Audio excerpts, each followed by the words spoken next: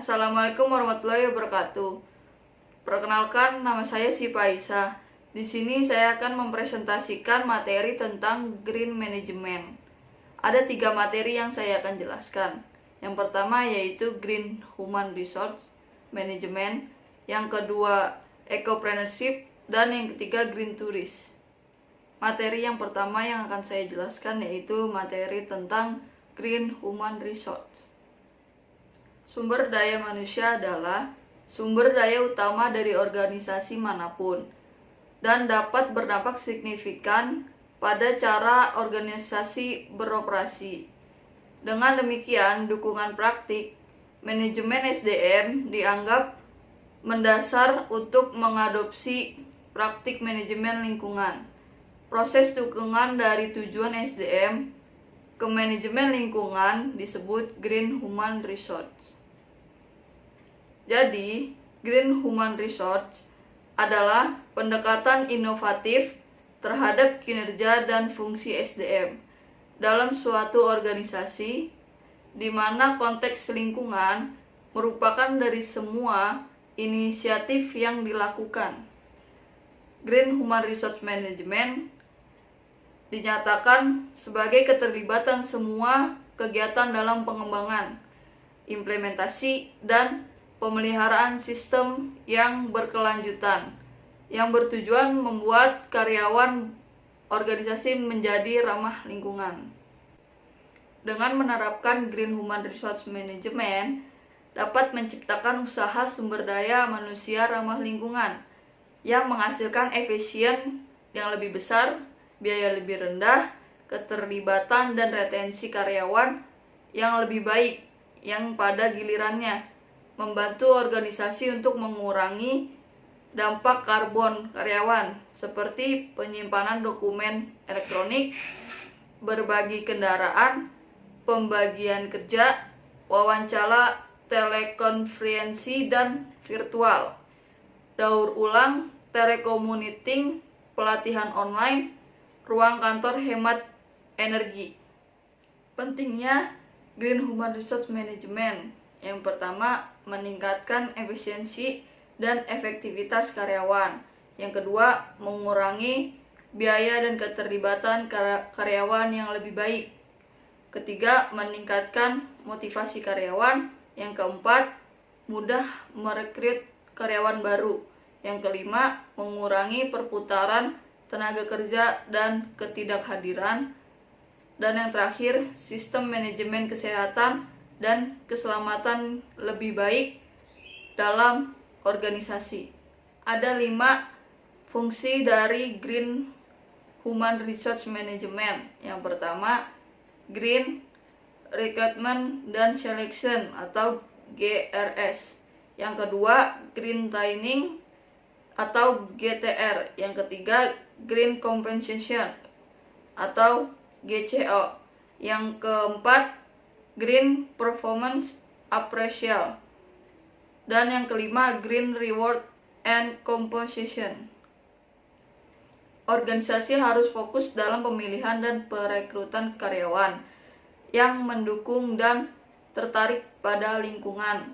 Oleh karena itu, untuk meningkatkan daya tarik rekrutmen dan seleksi pada calon karyawan yang semakin sadar lingkungan, organisasi harus membangun reputasi dan terinspirasi oleh pemikiran bahwa organisasi ini responsif terhadap lingkungan.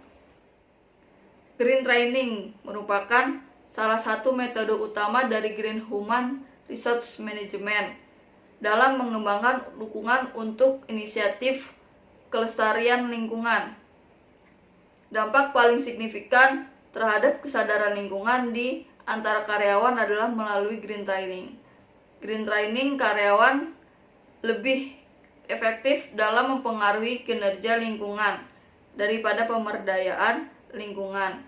Oleh karena itu, rencana pelatihan, pengembangan, dan pembelajaran harus mencakup program lokakarya serta sesi untuk memungkinkan bahwa karyawan mengembangkan dan memperoleh pengetahuan dalam kinerja lingkungan. Dalam hal ini, untuk meningkatkan keberhasilan program penghargaan yang bertujuan memotivasi perilaku pro lingkungan karyawan, yaitu imbalan harus dihubungkan dengan hasil proyek penghijauan dalam organisasi. Ada banyak jenis praktik GCO untuk perolehan keterampilan hijau, yaitu yang pertama dalam bentuk imbalan berbasis tunai seperti bonus, uang tunai, dan premi. Yang kedua dalam bentuk imbalan berbasis non-tunai seperti cuti panjang, liburan, dan hadiah. Dan yang ketiga ini ada dalam bentuk penghargaan. Ada 2 kategori penghargaan, yaitu penghargaan berbasis pengakuan dan penghargaan positif. Penghargaan berbasis pengakuan seperti penghargaan, apresiasi, publisitas, dan peran eksternal, plakat, dan penghargaan positif yaitu ada umpan balik.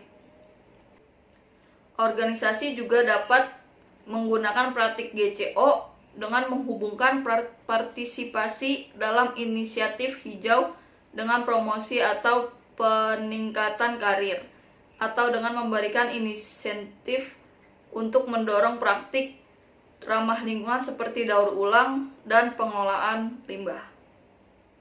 Penilaian kinerja yang efektif memberikan umpan balik yang bermanfaat untuk karyawan yang dapat mendukung peningkatan berkelanjutan dalam pencapaian lingkungan perusahaan. Penilaian kinerja berdampak pada manajemen lingkungan ketika perusahaan memiliki tujuan tahunan untuk pencegahan polusi dan pengembangan inovasi lingkungan. Tujuannya adalah untuk mengevaluasi kinerja pekerjaan karyawan sesuai dengan kriteria terkait green, dan untuk memasukkan komponen terpisah untuk kemajuan penghijauan dalam wawancara umpan balik kerja.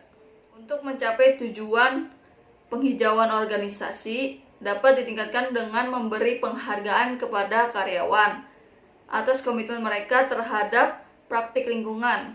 Ada banyak jenis praktik penghargaan untuk peroleh keterampilan hijau, yaitu dalam bentuk imbalan manajemen lingkungan berbasis moneter, yang kedua imbalan berbasis non-moneter, yang ketiga penghargaan manajemen lingkungan berbasis pengakuan, dan penghargaan manajemen lingkungan yang positif. Selain itu, dapat digunakan untuk mendorong beberapa kreativitas dan inovasi hijau dengan meminta karyawan untuk berbagi ide-ide hijau inovatif yang berkaitan dengan pekerjaan individu mereka. Tujuan dari Green Reward and Compensation adalah untuk memberikan insentif keuangan kepada karyawan atas kinerja green yang baik dari pekerjaan mereka, dan untuk memberikan penghargaan non-finansial seperti pujian dan pengakuan kepada karyawan atau penghijauan mereka. Materi yang kedua, saya akan mempresentasikan tentang ecopreneurship. Ecopreneurship mempunyai 4 materi. Yang pertama itu entrepreneurship, yang kedua ecopreneur, yang ketiga eco-innovation, dan yang kelima transisi ekologis. Entrepreneur atau wirausahawan adalah individu yang memahami peluang bisnis baru dan mengambil resiko yang diperlukan untuk mengubah ide-ide menjadi kenyataan. Dalam prosesnya, wirausahawan mengubah status quo yang ada menjadi peluang masa depan dan mengubah ide menjadi realistis komersial. Wirausahawan berubah untuk mewujudkan perubahan dan peluang baru, baik untuk diri mereka sendiri dan untuk komunitas yang lebih luas.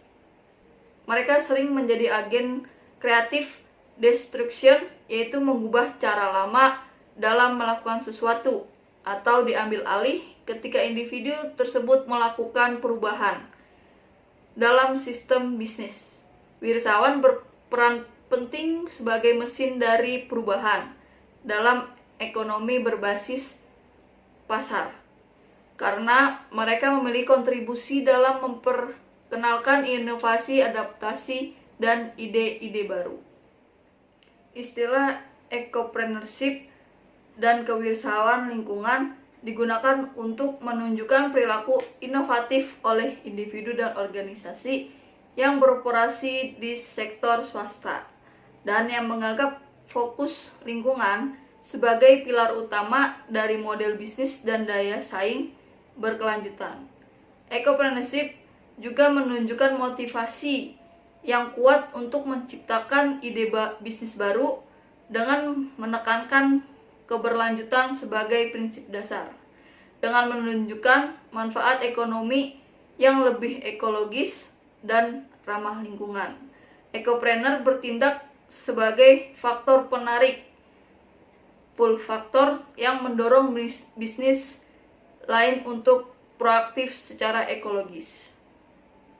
Definisi ecopreneurship sendiri dapat ditinjau dari beberapa pendekatan, yaitu pendekatan pertama, ecopreneurship didasarkan pada implementasi inovasi di bidang lingkungan.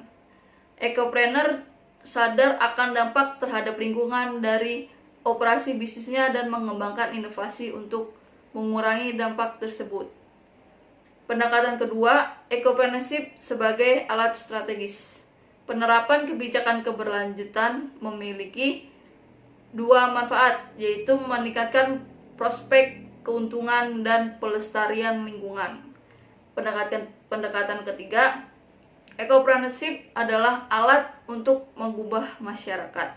Ecopreneur memainkan peran penting dalam evolusi dan pengembangan institusi.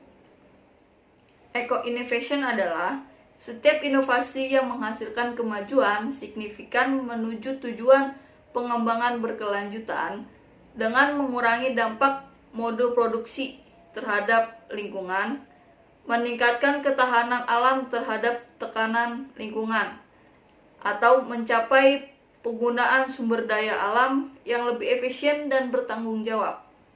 Eco-innovation merupakan elemen penting karena meningkatkan nilai bagi produsen dan konsumen serta mengurangi dampak negatif terhadap lingkungan.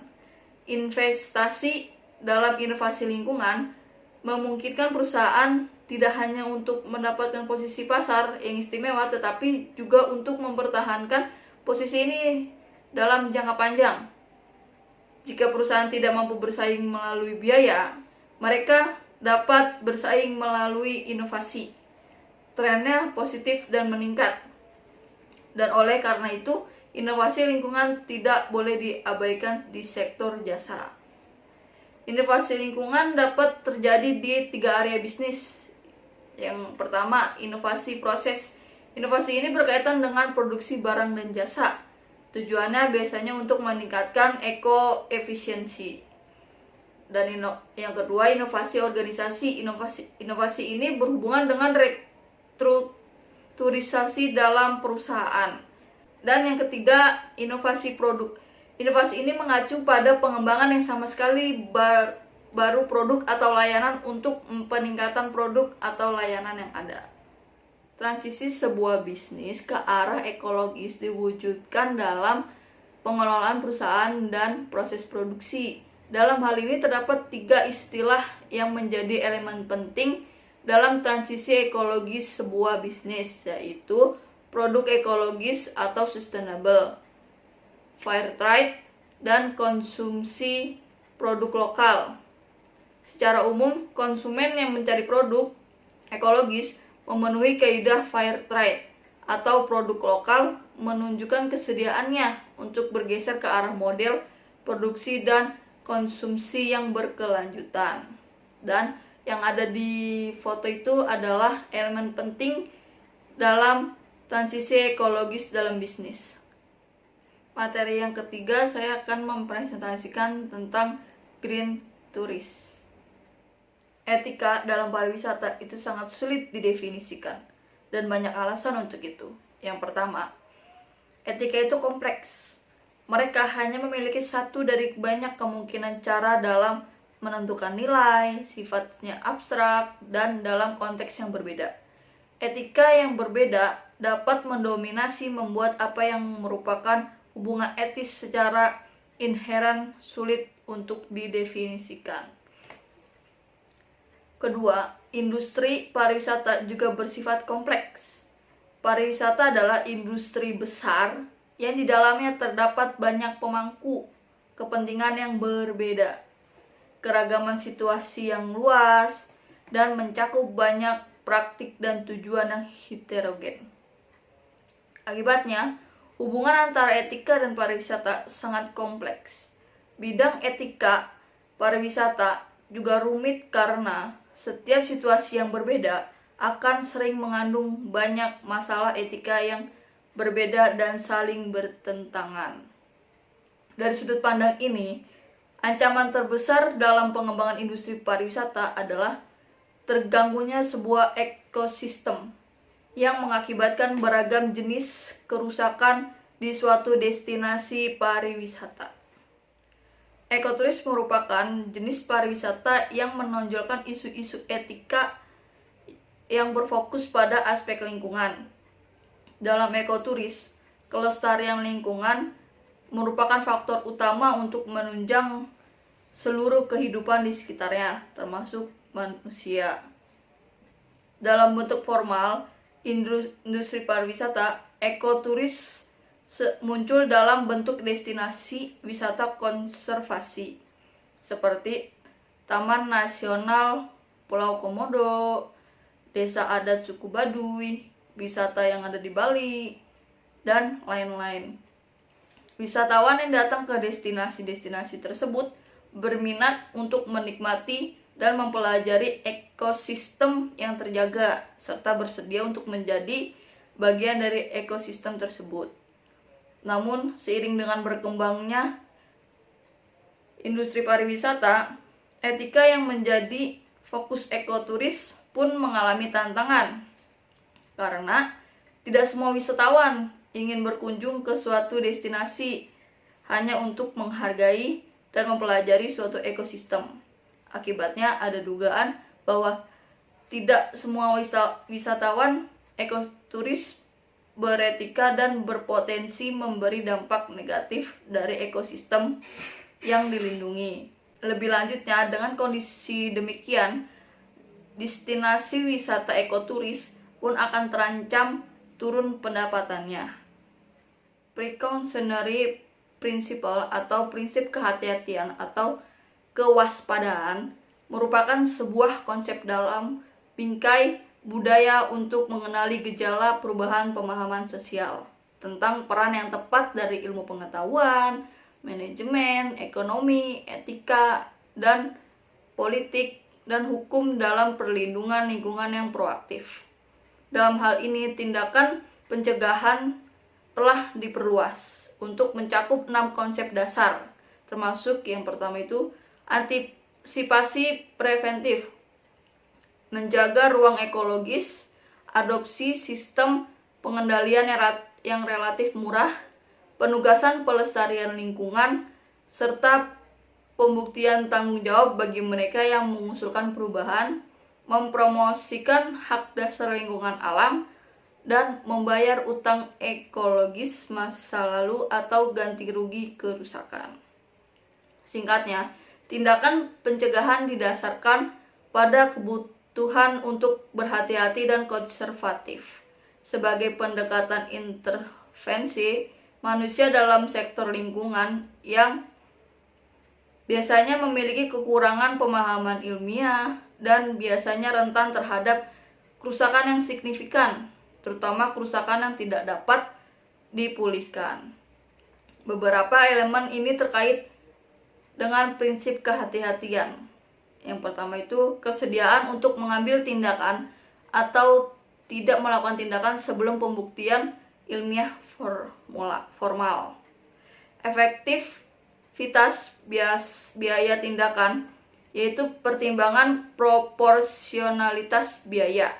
Yang ketiga, menetapkan batas derajat kepercayaan dari analisis ekologis. Yang keempat, menerapkan nilai-nilai terkait hakiki intrinsik entitas non-manusia. Yang kelima, mewajibkan pembuktian tanggung jawab kepada mereka yang mengusulkan perubahan. Yang keenam, kepedulian terhadap generasi mendatang. Dan yang terakhir, membayar utang ekologis melalui aturan kebijakan yang ketat atau mutlak. Sekian dari presentasi saya. Jika ada kekurangan atau kesalahan, saya mohon maaf dan terima kasih.